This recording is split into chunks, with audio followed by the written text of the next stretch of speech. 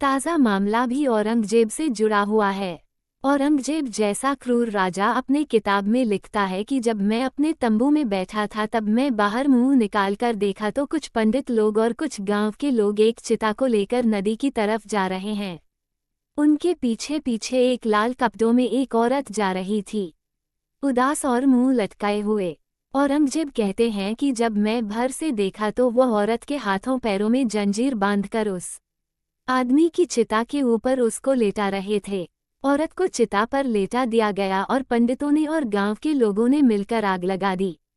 औरंगजेब कहते हैं कि पहले तो मुझे कुछ चीख सुनाई दी औरत की, और फिर पंडितों ने ढोल नगाड़े बजाने चालू कर दिए और उन ढोल नगानों की आवाज में पता नहीं वह औरत की चीज कहाँ घूमती सी हो गई थी। फिर औरत भागने की कोशिश कर रही थी चिता में से निकलकर। लोगों के हाथों में मसाले भरे हुए मसाले चालू करे हुए खड़े थे वहां पर। उन भरी हुई मसाले से उसे भागती हुई औरत को वापस चिता में धक्का मार रहे थे। और औरंगजेब कहते हैं कि जब मैंने ये पता किया कि यह माजरा क्या है तो लोगों ने बताया कि एक सती प्रथा है, इसमें औरत को अपने पति के मर जाने पर पत्नी को अपनी इच्छा के बिना ही उसकी चिता में उसके साथ चलना पड़ता है, और अगर पति के साथ में ना जले तो समाज उसका जीना हराम कर देता है।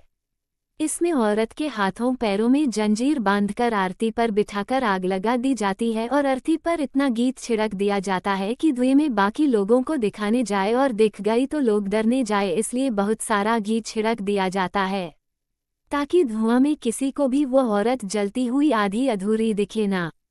और ढोल नगाड़े इसलिए बजाए जाते हैं ताकि उस जलती हुई औरत की चीख किसी को सुननी पड़ ना जाए, को सुनकर किसी के दिल में दया आ जाए, इसलिए ढोल नगाड़े बजाकर उसकी चीखों को कहीं घूमसी कर दिया जाता है। और मसाले इसलिए हाथों में लिए रहते हैं लोग ताकि वह जब आधी जली औरत भागने की कोशिश करे तो मसाले से धक्का मारकर वापस चिता में फेंक दिया जाए।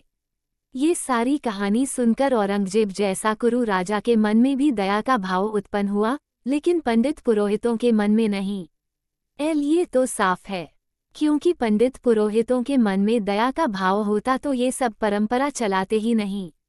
भालचंद्र नेमाड़े ने कहा कि उस समय कई मुस्लिम राजाओं की रानियां हिंदू थीं।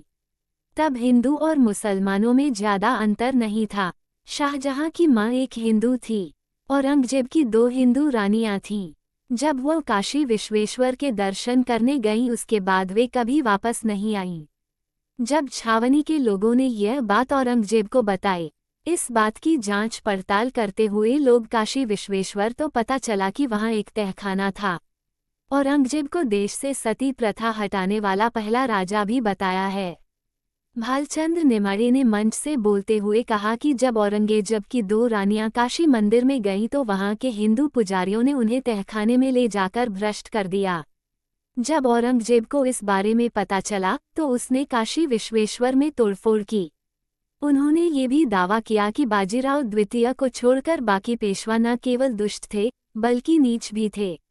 जो लोग औरंगजेब को हिंदू विरोधी कहता है वो जरा ध्यान से सुन ली होगी इस कहानी को।